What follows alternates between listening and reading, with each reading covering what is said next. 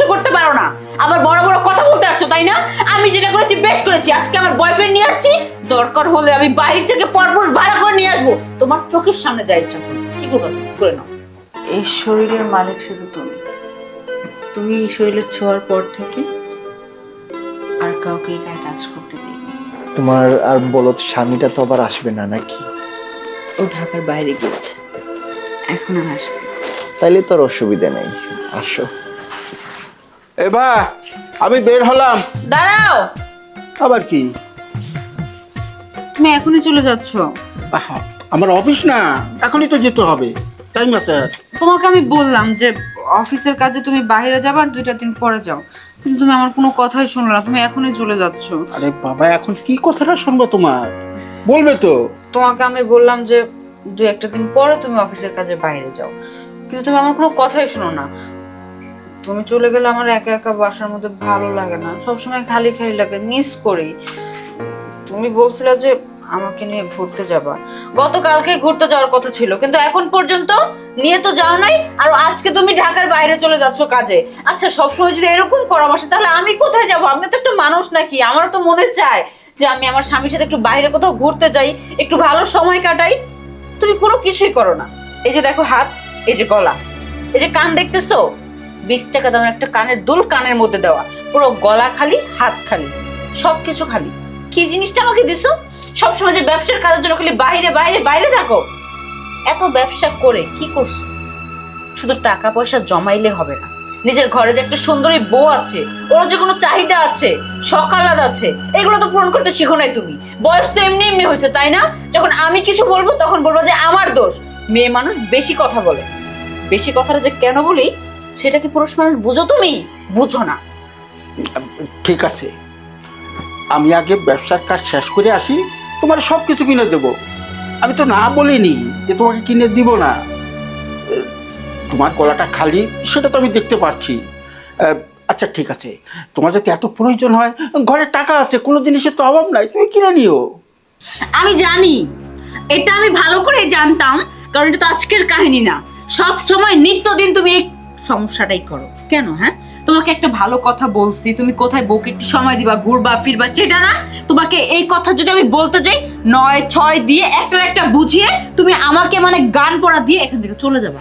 আচ্ছা, একটা কথা বলতে পারো? তুমি আমার স্বামী হয়ে যদি আমার সুখ দুঃখের কথা না বুঝো, আমি যদি তোমার সাথে একটু সময় ভালো না কাটাতে পারি, তুমি যদি একটু ভালো করে আমাকে সময় না দাও, তাহলে আমাকে কে সময়টা দিবে? বাহির থেকে পরপুরুষ নিয়ে এসে তারপর কি তোমার চাহিদাটা আমি ওদেরকে দিয়ে পূরণ করবো? এসব কি বলছো তোমার? তোমার মুখে একটু লজ্জা শরম নাই?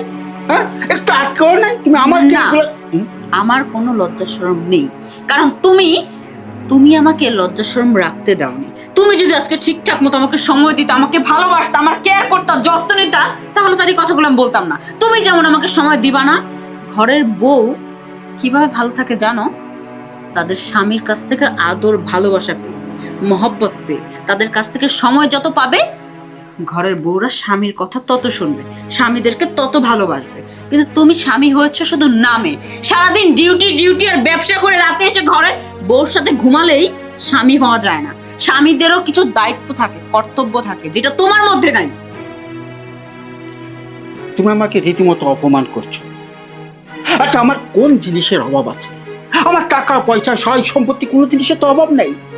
তোমার তো ইচ্ছে মতন তুমি খরচ করতে পারো, তাই বলে আমি এখন অফিসে যাচ্ছি, তুমি আমাকে বাধা দিচ্ছ, তুমি আমাকে এত কিছু শিক্ষা দিচ্ছ, এত কিছু করি নাই তোমার জন্য।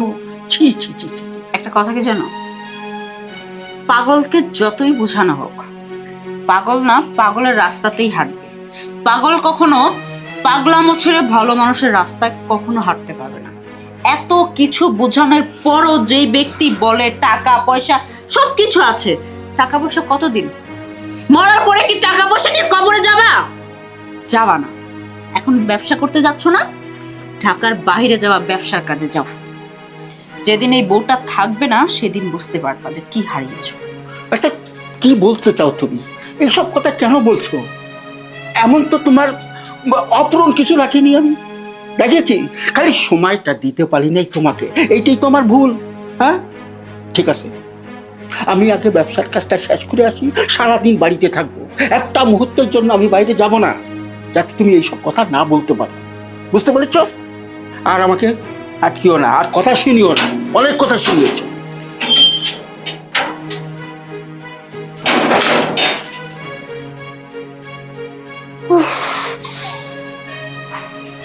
আমার লাইফটা আমি নিজের হাতে নষ্ট করছি এই বুড়ো লোকটার কাছে বিয়ে বসে। আমি যদি আমার পুরনো বয়ফ্রেন্ডের কাছে চলে যেতাম তাহলে ভালো হতো। বাবা মার কথা মতো টাকা পয়সার লোভে পড়ে বুইড়ার কাছে আইসে আমার লাইফটা আমি নষ্ট করছি, নিজের হাতে নষ্ট করছি। এখন আমার কপালে যা আছে সেটাই তো হবে।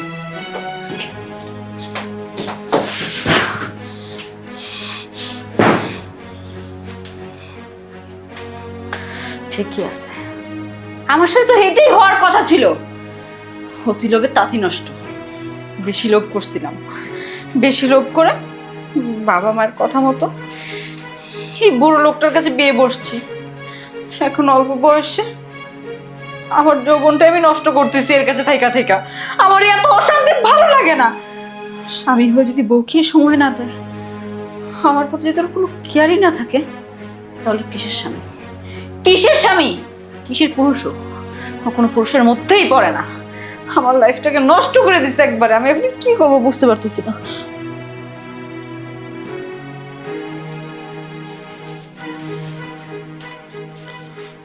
একটা কথা মাথায় আসলো,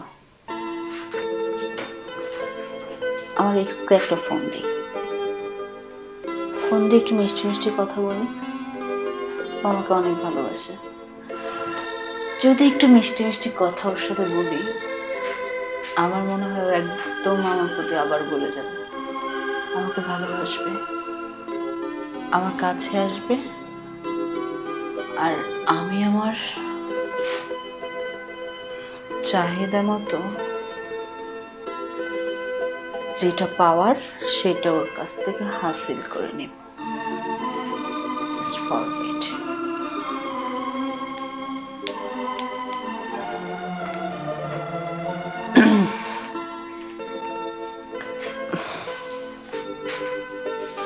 হ্যালো, ভালো আছো তুমি?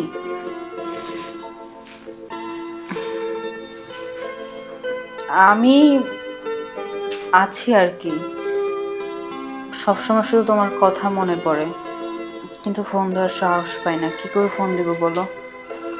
বাবার মা তো জোর করে একজনের সাথে বিয়ে দিয়ে দিয়েছে, আর তুমি তো মনে করতেছো আমি তোমাকে ধোকা দিয়ে বড় লোক ছেলের কাছে বিয়ে বসছি। কিন্তু বিশ্বাস করো, আমি তোমাকে একদমই ধোকা দিইনি। আমি এখনো তোমাকে অনেক ভালোবাসি, অনেক মিস করি। শুধু বাবা মার কথা মতো আমি এই বিয়েতে রাজি হয়েছি। বিয়েতে রাজি হলে কি হবে বিশ্বাস করো, আমি এখন পর্যন্ত আমার গায়ে ওই লোকটাকে স্পর্শ করতে দিইনি,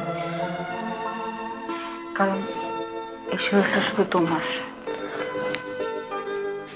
তুমি যেভাবে আগে টাচ করতা, সবসময় শুধু তোমার কথাই মনে পড়ে। এই শরীরে বলো আমি কি করে অন্য একটা পরপুরুষের হাত দিতে দিই? আমি সবসময় তোমাকে মিস করি। তুমি যদি কিছু মনে না করো, আমার সাথে একটু দেখা করতে পারবা? এখন কোথায় আছো তুমি? আমাদের বাড়ির সামনে মানে? বুঝলাম না বিষয়টা। তুমি আমাদের এখানে কি করতেছো?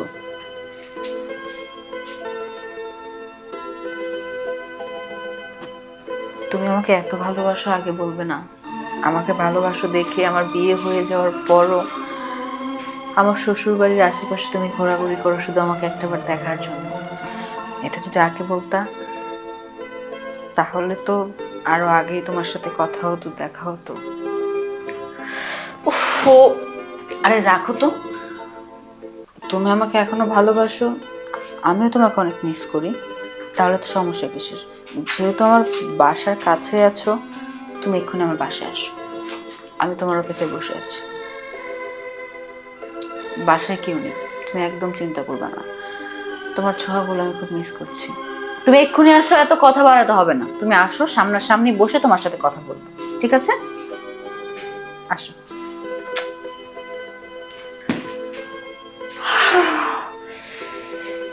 এতদিন পরে আমার বয়ফ্রেন্ড কে আমি আবার আমার কাজ করবো। উফ, কি ছোঁয়া! ওর ছোঁয়াতে আমি যেন কেমন হারিয়ে যেতাম। আর এই বুড়োর বাচ্চা সারাদিন ব্যবসা নিয়ে থাকবে আর দিন শেষে রাতে আমার কাছে ঘুমাবে। শারীরিক চাহিদা বলতে তো কিছুই নেই ওর মধ্যে। 5 মিনিটও মাঠে নেমে খেলতে পারে না, আবার কাহিনী করতে আসে। আমার এক্স বয়ফ্রেন্ডকে দিয়ে আজকে আমার শরীরে যাব। কে? আরে আমি, আসো এদিকে তাড়াতাড়ি, দরজা খুলো। আমার বয়ফ্রেন্ড আসছে। আসি, তুমি আসছো? কি অবস্থা তোমার? আরে তোমার শরীরটা এমন শুকায় গেছে কেন? বুঝতে পারছি, আমার চিন্তায় না খেয়ে না দিয়ে সবসময় আমার বাসার আশেপাশে ঘুরো, এর জন্য তোমার শরীরটা শুকায় গেছে, তাই না? ইস, হ্যাঁ। কত কাবু হয়ে গেছে। চলো ভিতরে যাই, এখানে আর কতক্ষণ দাঁড়াবো? ভিতরে গিয়ে গল্প করি। আসলেই তো মাত্র, আসতে না আসতে ভিতরে যাওয়ার জন্য পাগল হয়ে গেছে। আরে তোমারে দেখছি অনেকদিন পর, এখন ভিতরে চলো তাড়াতাড়ি। ঠিক আছে, ভেতরে তো যাব, কিন্তু একটা কথা তোমাকে বলি। হ্যাঁ বলো। যেহেতু এটা স্বামীর বাড়ি, একটু বুঝে শুনে, মানে বুঝোই তো, আশেপাশে অনেক মানুষজন আছে, যদি বাই চান্স কেউ দেখে ফেলে অনেক সমস্যা হয়ে যাবে। মনে করো তুমি আমার হাজব্যান্ডের জায়গায় আছে, তুমি তোমার জায়গায় আছো। আজ থেকে ওই হাজব্যান্ড শুধু নামের, কোনো কামের না। এমনি তো কাম করতে দিইনি, সবসময় নামের হাজব্যান্ড হিসেবে রাখছি। আর এখন আমি তোমাকে পাইছি, তোমাকে তো সহজে ছাড়বো না। আসো চলো। আরে জান, তোমার অনেকদিন পরে পাইছি। হ্যাঁ, শুধু তুমি পাইছো, আমি অনেকদিন পর পাইছি। আর সবচেয়ে বড় কথা কি জানো, তোমাকে প্রচুর মিস করি। বিয়ে করেছি ঠিকই, বিয়ে করলেও এই শরীরের মালিক শুধু তুমি। তুমি এই শরীরের ছোঁয়ার পর থেকে আর কাউকে এই গায়ে টাচ করতে দিইনি, কারণ আমি মনে করি আমার গায়ে যদি অন্য কেউ টাচ করে তাহলে তোমার স্পর্শটা মিলিয়ে যাবে। আমি তোমাকে অনেক মিস করি, অনেকদিন পরে কাছে পেয়েছি। চলো না, আমরা একটু রোমান্টিক সময় কাটে। সেটা তো অবশ্যই করবো, কারণ আমি তোমার ছোঁয়া পাওয়ার জন্য তোমার বাড়ির আশেপাশে অনেকটা দিন ধরে ঘোরাঘুরি করতেছি, কোনো সুযোগ পাচ্ছি না, তোমার দেখাও পাচ্ছি না। আজকে যেহেতু পাইছি, সেহেতু অবশ্যই তো একটু রোমান্স করবোই। ঠিক আছে, শোনো।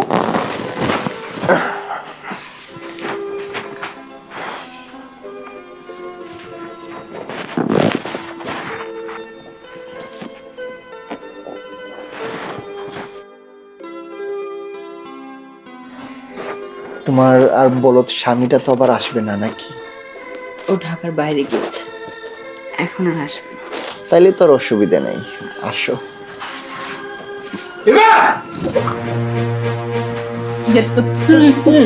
এগুলো কি হচ্ছে? এগুলো কিছু হচ্ছে না। আরে, এই শোনো না।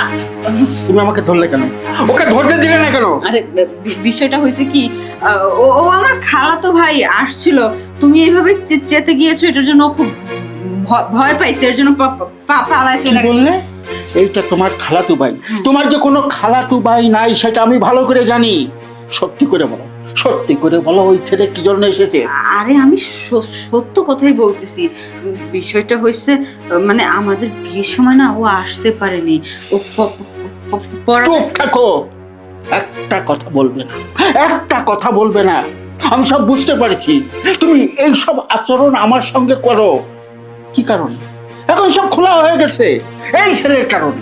বেশ করেছি, যেটা করেছি একদম উচিত কাজ করেছি। তুমি এইটারই যোগ্য। কেন করবো না? হ্যাঁ, বিয়ে করেছো, বিয়ে করার পর থেকে কি এমন সুখ আমাকে দিয়েছো? কোন চাহিদাটা আমার পূরণ করেছো? সবসময় শুধু ব্যবসার কাজে বাইরে ছিলা। বউকে সময় দিছো? কতটুকু সময় বউকে দিছো? কখন কোথায় নিয়ে গেছো?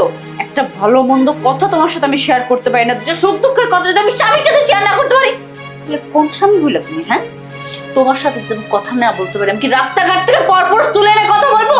তাদের সাথে সময় কাটাবো? আমার শারীরিক চাহিদাকে আমি কি তাদেরকে মেটাতে বলবো?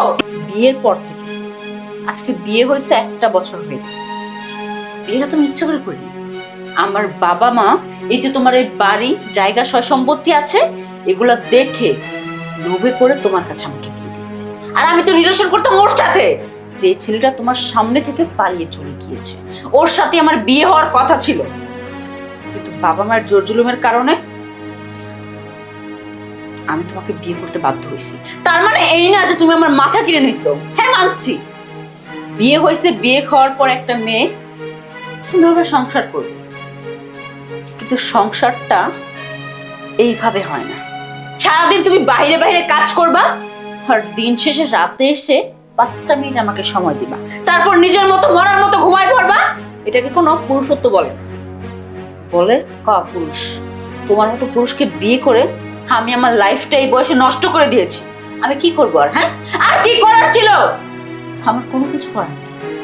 যেখানে তুমি আমাকে সময় দাও না সেখানে তো আমার সময় খুঁজে নিতে হবে। কারণ বিয়ের আগে একটা মেয়ের কখন শারীরিক চাহিদার উত্তেজনা বাড়ে জানো? বিয়ের আগে সব মেয়ে একা একা থাকতে পারে, বছরের পর বছর একা একা কাটিয়ে দিচ্ছে অনেক অনেক মেয়ে, আমিও দিয়েছি, কিন্তু এখন কেন পারি না? কারণ মেয়েদের যখন বিয়ে হয়ে যায়, একবার একটা পরপুরুষের স্পর্শ যদি তাদের গায়ে লাগে, সবসময় তাদের উত্তেজনাটা একটু বেশিই থাকে। আর তুমি পুরুষ সবসময় ব্যবসা নিয়ে থাকো। আমার যে শারীরিক চাহিদা আছে, আমারও যে মনে চায় যে স্বামীর সাথে পার্সোনাল সময় কাটাবো, একটু ভালো টাইম এক্সপেন্ড করবো, কিন্তু তোমাকে দিয়ে কিচ্ছু হয় না। কতটুকু সময় আমাকে দিতে পারো? 5টা মিনিটও তো আমাকে খুশি করতে পারো না। আবার বড় বড় কথা বলতে আসছো, তাই না? আমি যেটা করেছি বেশ করেছি। আজকে আমার বয়ফ্রেন্ড নিয়ে আসছি, দরকার হলে আমি বাইরে থেকে পরপর ভাড়া করে নিয়ে আসবো, তোমার চোখের সামনে যা ইচ্ছা করবো। কি করবো তুমি? করে নাও। না এবার না, ভুল আমি করেছি, আমি ভুল করেছি। সারাটা জীবন টাকার পিছে দৌড়েছি, তোমার কথা একটুও ভাবিনি। তোমার সুখ শান্তি, তোমাকে তো ভালোবাসা দেব, তোমাকে একটু সময় দেব, সেটাও কখনো ভাবিনি।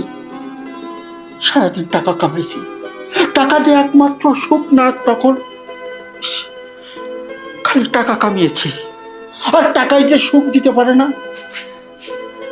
এখন আমি বুঝলাম, সবই বুঝেছি। আমার ভুল হয়েছে, তুমি আমাকে ক্ষমা করে দাও। না লক্ষ্মী, ভুল আমি করেছি, যে কারণে আজকে তুমি ভুল পড়তে হাঁটতে নিয়েছিলে, আমি করেছি। আচ্ছা, যেহেতু তুমি তোমার ভুল বুঝতে পারছো, আমিও আজকে থেকে পরিবর্তন হয়ে গেলাম। আজকে থেকে আমি ভাববো যে আমার ভালোবাসার মানুষ একটি। এখন যাও, একটু ফ্রেশ হয়ে আসো, আমি তোমার জন্য টেবিলে খাবার দিচ্ছি।